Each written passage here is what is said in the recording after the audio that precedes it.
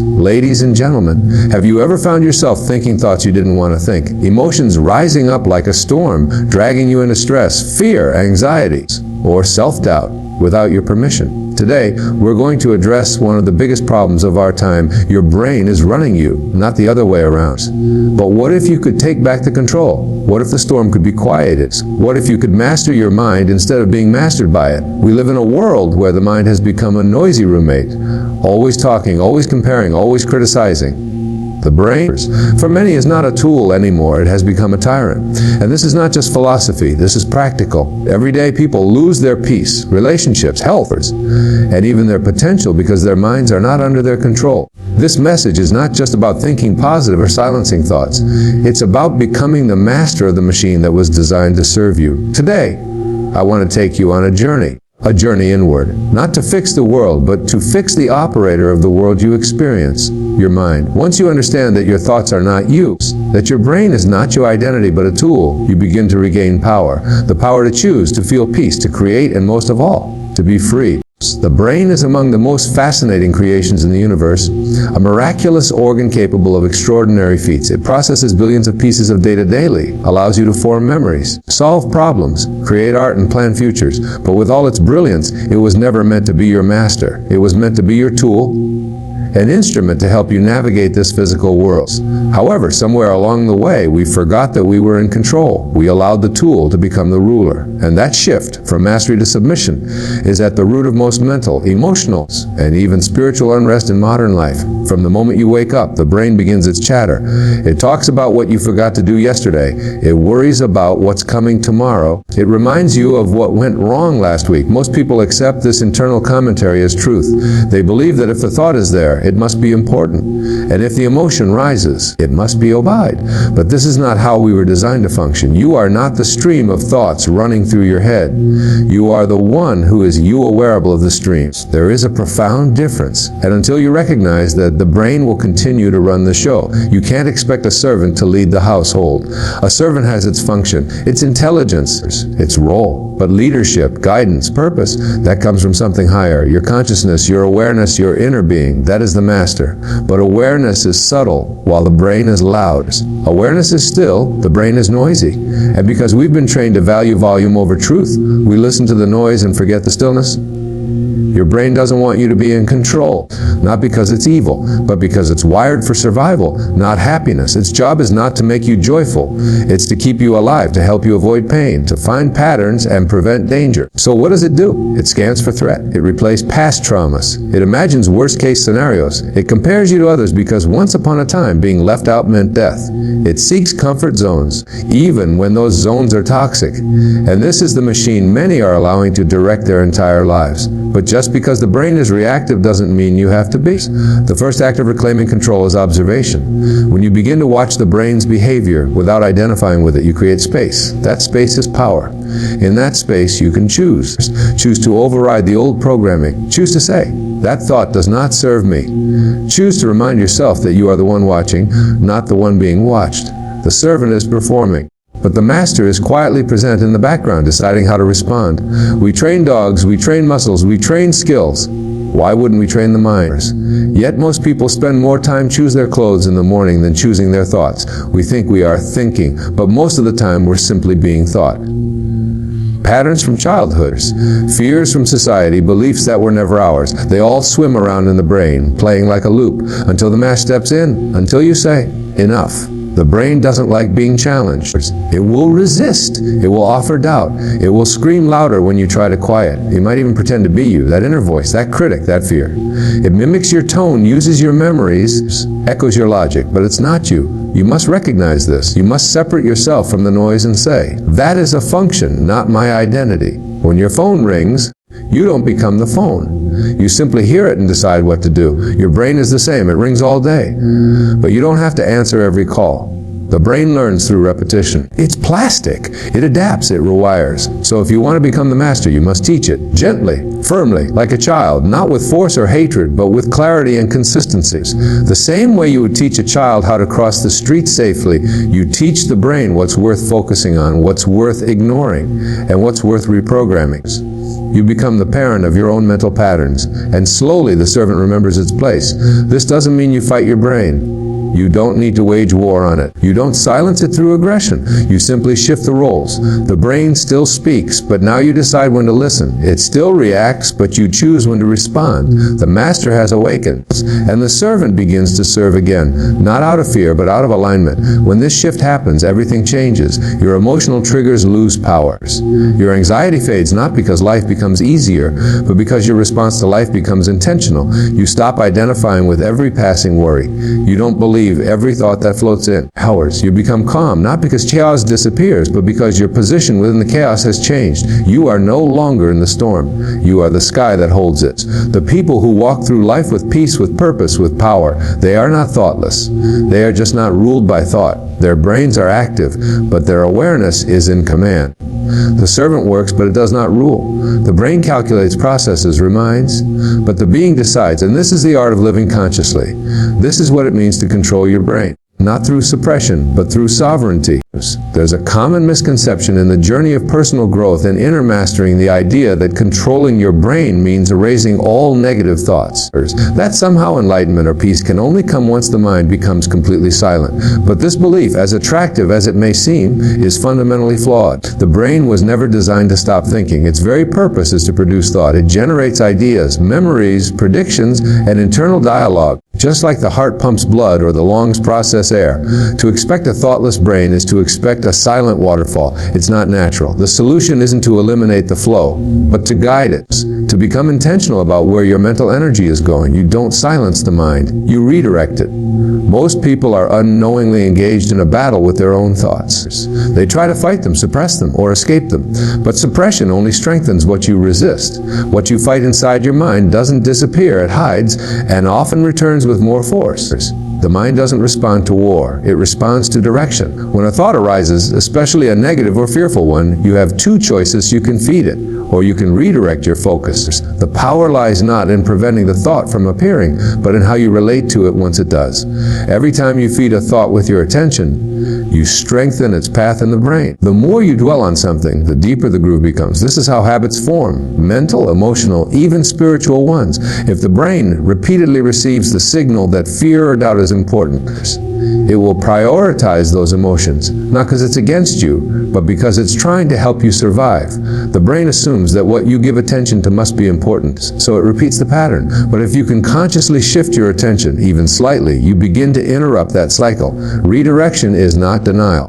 You're not pretending the negative thought doesn't exist. You're simply choosing not to invest in it. When a worry arises, instead of falling into its spiral, you can say to yourself, there's that familiar thought again. And instead of engaging with it, you shift. You move your focus to something constructive, something uplifting, something intentional.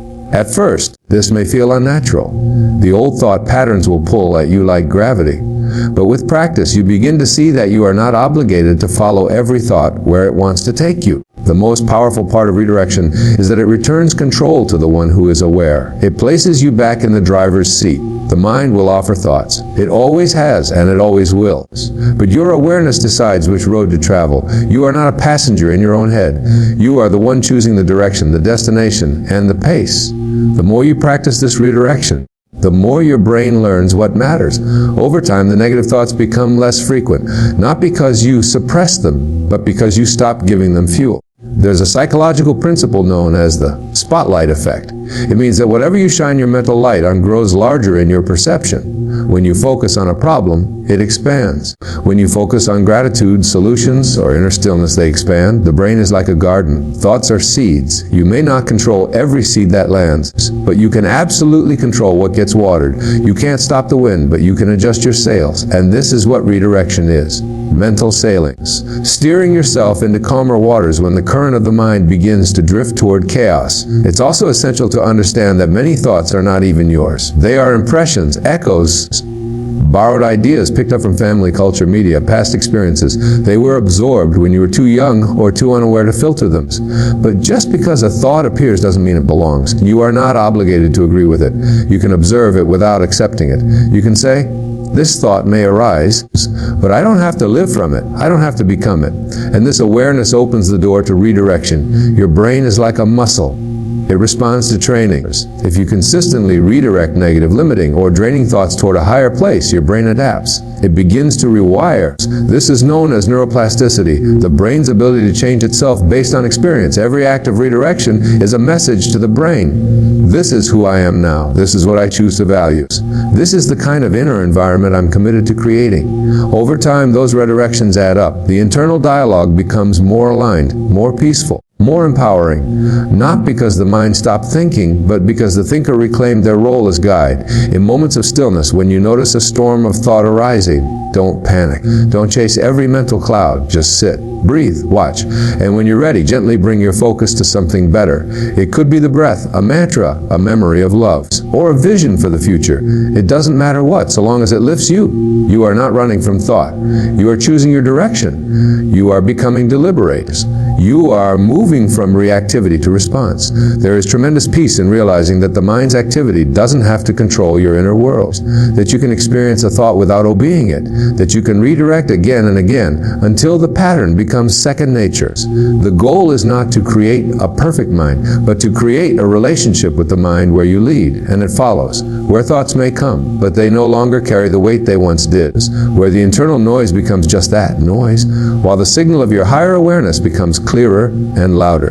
In a world that glorifies noise, activity, hustle, and movement, the concept of stillness is often misunderstood. To many, stillness feels like a pause, an absence, a moment of nothingness. But in truth, stillness is not empty, it is full of awareness, presence, clarity, and immense power. Stillness is not weakness or passivity. It is not laziness or indecision. It is the space where transformation begins, where clarity arises, and where control over the mind is reclaimed. In the battle to master your brain, stillness is not just useful, it is your greatest weapon. The brain is constantly stimulated. From the moment we wake up to the moment we go to sleep, we are bombarded by information, opinions, tasks, and distractions. The mind reacts to every ping, every headline, every unresolved fear. It spins stories, compares realities, relives past when and forecasts imagined futures. This mental motion becomes so constant that it starts to feel normal. But what's common is not always natural. The natural state of your being is not chaos, it is not confusion, it is presence. And that presence reveals itself most deeply in stillness. Stillness is the doorway to awareness. It's the moment you stop chasing every thought and begin to observe the thinker.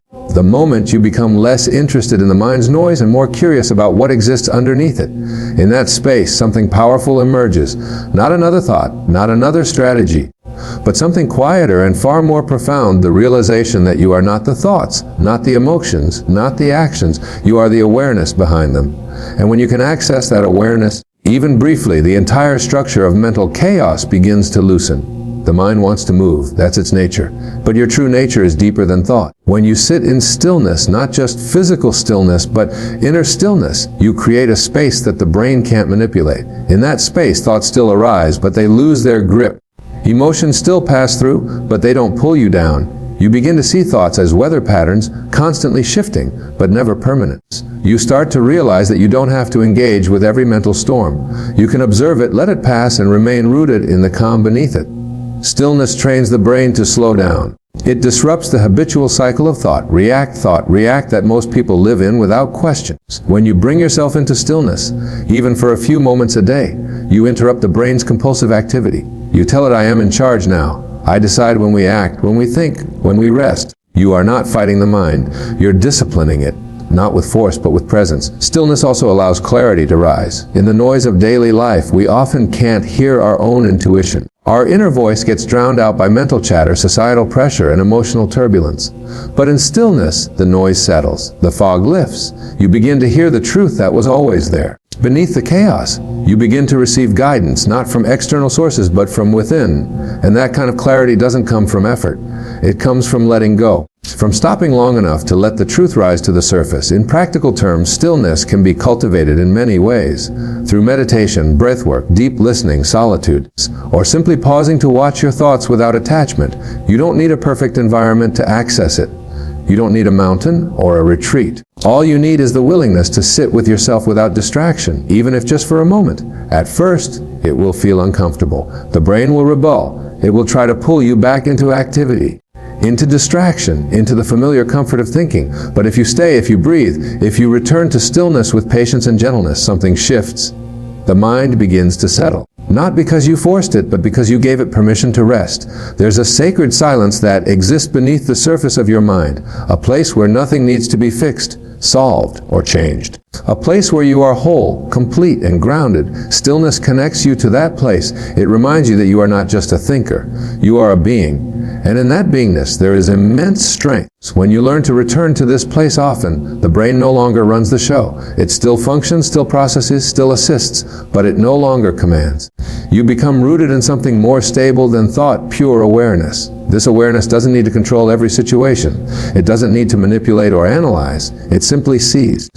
And in that seeing, there is power. When you can observe a thought without reacting to it, you break its spell. When you can sit with an emotion without becoming it, you reclaim your power. When you can hear the noise of the world without letting it shake your inner world, you begin to understand mastery. Stillness is not a retreat from life, it's a return to it. From a deeper, more centered place, the world will not stop being noisy. The brain will not stop producing thoughts. But within that, you can learn to access stillness at will. Like a still lake beneath the surface of rushing streams, your true self is always calm, always clear, always present. The more time you spend in this stillness, the more your brain learns to follow your lead. It becomes less reactive, less fearful, less compulsive. It begins to trust that the one guiding it, the one who sits in stillness, is capable, conscious. The architecture of your brain, the very blueprint it follows to think, feel, react, and interpret the world, is not permanent. It is shaped, formed, and constantly molded by one powerful force, belief. What you believe about yourself, the world, your future, your past, your worth, your ability, these beliefs silently dictate the structure of your reality. They are not surface-level ideas. They are embedded programs, often invisible to your conscious mind, but they shape how your brain functions. They shape what you focus on, what you fear, what you pursue, and what you avoid. Beliefs are not just mental habits. They are the invisible hands sculpted in the neural pathways of your mind. Most beliefs are formed early. As a child, you absorb them like a sponge. You don't question them. You receive them from your parents, your culture, your environment, your experiences. You may have seen your parents struggle financially and believed that abundance is for others, not for you.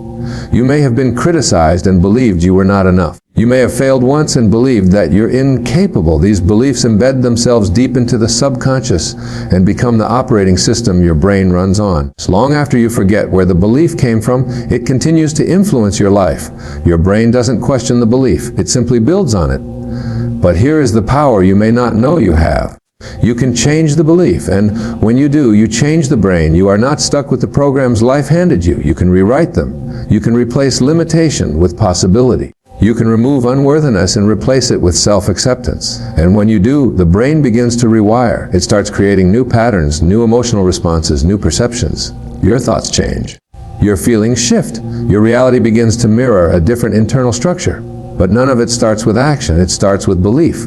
Your brain is always listening to what you believe is true. If you believe the world is hostile, your brain will scan for danger, filter out kindness, and keep you in defense.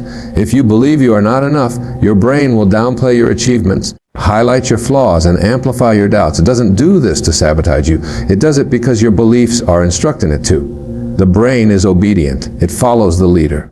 If belief is the signal, your brain is the receiver. It will rearrange its priorities based on the strength of the belief you hold. That's why affirmations, when done consciously, can be transformative. Not because they are magic words, but because they signal a new belief.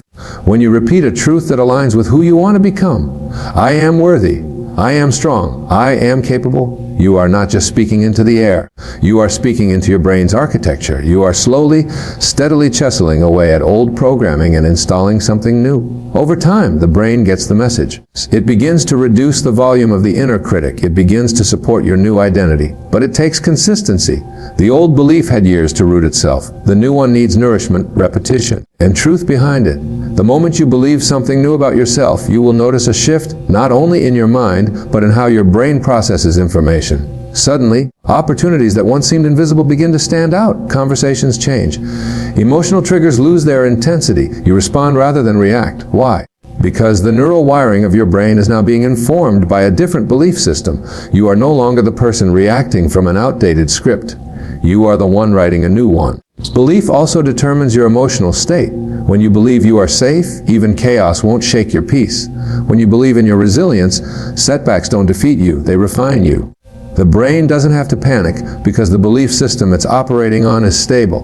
This is the difference between people who crumble under pressure and those who rise through it. It's not willpower, it's belief. It's the internal foundation that supports or collapses under pressure. Even fear responds to belief. If you believe fear is a signal to stop, your brain will amplify it and treat every challenge as a threat. But if you believe fear is simply a sign that you are expanding, that you are growing, your brain will process fear differently. It won't shut down, it will engage, it will help you adapt. This shift changes everything. The fear doesn't disappear, but the way your brain responds to it does, all because of a shift in belief. What's powerful is that belief is not determined by circumstances. It's not even determined by logic. It's a choice, a decision you make again and again until the mind accepts it as the new reality. People often say, "I'll believe it when I see it." But the truth is, you'll see it when you believe it. Your brain filters your reality based on the beliefs you hold. When you believe in abundance, you'll notice opportunities. When you believe in love, you'll recognize connection. When you believe in your own worth, you'll stop chasing validation. You'll start making decisions that align with your value. Your entire inner world begins to transform when you take control of what you believe. And the beauty of this process is that it doesn't require perfection. It requires awareness. The moment you notice a belief that limits you, that holds you back, that keeps you small, you have the power to replace it, gently, consistently, with compassion. You don't fight the old belief, you rise above it. You embody the new one, and the brain follows. Not overnight, but gradually, until one day, what once felt foreign now feels natural. What once felt impossible now feels inevitable. What once felt out of reach now feels like home. You were never meant to be a prisoner of your own mind. You were never meant to be dragged by every thought, chased by every fear, or enslaved by the noise inside your head. The brain is a tool. Powerful, complex, and extraordinary, but it is not your master, you are. And the moment you reclaim that truth, everything begins to change. When you begin to understand that the brain is your servant, you stop reacting and start responding. You recognize that you are not your thoughts, you are the one who sees the thoughts. You are the one who can guide, choose, and lead. You become the architect, not the victim of your mental landscape. You learn that you don't have to suppress your thoughts to be free. You simply need to redirect them. With every conscious shift in attentions, you teach the brain who's in charge, and then you return to stillness, not as an escape from the world, but as a return to yourself. In stillness, you stop trying to control everything, and instead, you find the control that matters most, the ability to observe without becoming, to pause before reacting, to breathe in the middle of chaos. Stillness becomes your power, not your weakness. It becomes the calm center from which all clarity flows. Finally, you realize that belief is not a luxury. It is the root of everything. What you believe, you become. What you believe, your brain reinforces. What you believe, your life begins to reflect. When you begin to shift your beliefs from limitation to expansion, from fear to faith, from doubt to worthiness, your brain rewires. Your emotions change, your patterns evolve, and your entire life begins to align with the truth you've chosen to accept. This journey is not about forcing the mind into silence or perfection. It's about becoming conscious, becoming deliberate, becoming aware. You take the mind by the hand and guide it, not with resistance, but with presence. You rise above the noise not because the noise disappears, but because you no longer bow to it. You lead your brain instead of letting it lead you. And in that shift, you rediscover your greatest gift, the ability to live from the deepest part of who you are, not from the loudest part of what you think.